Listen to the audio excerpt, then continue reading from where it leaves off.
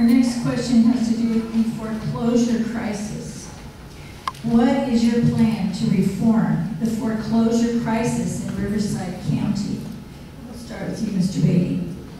Well, first we got to bring the industries, banking industries, the mortgage industries to the table and really address what has occurred and build in some flexibility. A lot of folks have lost their homes over these last few years, and it's been very tough.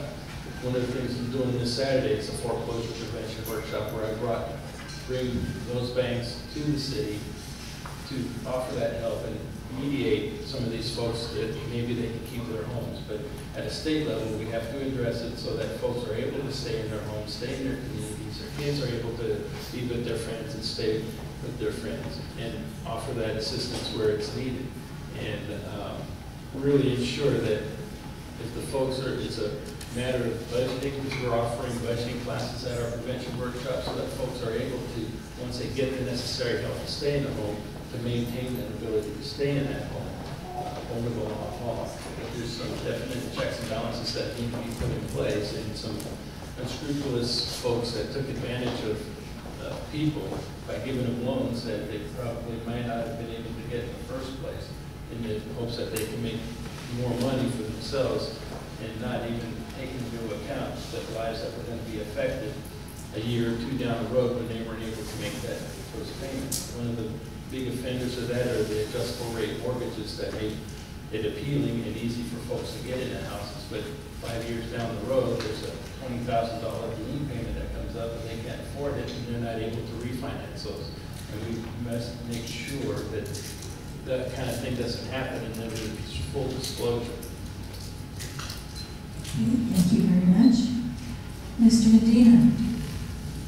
There's no doubt that the foreclosure in this area has been hit the residents of this area very hard. I think we were second to Las Vegas in the number of foreclosures in housing.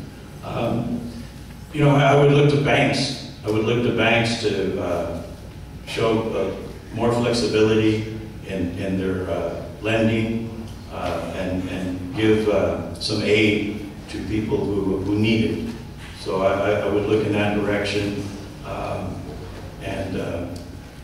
and see and support anything that the state or federal government can do to help people in that situation as well. Mr. De Leon. I live in the city of Paris, and the Atlantic Paris was the epicenter of California, and second to Las Vegas. Paris was at that epicenter. During 2008, 2009, when it was at its worst, it was horrible. And these are friends and neighbors of mine. And a lot of them, it was two things.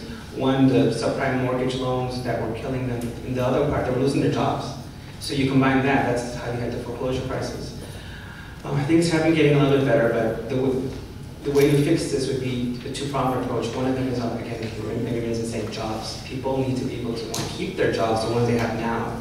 And two, again, also speaking with the banks, make sure that one would have to be in this position as an advocate for those who live in our area. Make sure that you speak to them and say, you know what, they need lower payments. They can't, our community can't do this. Pressure them. And if you're putting enough political pressure on them, they will make sure that people are able to make what payments they can.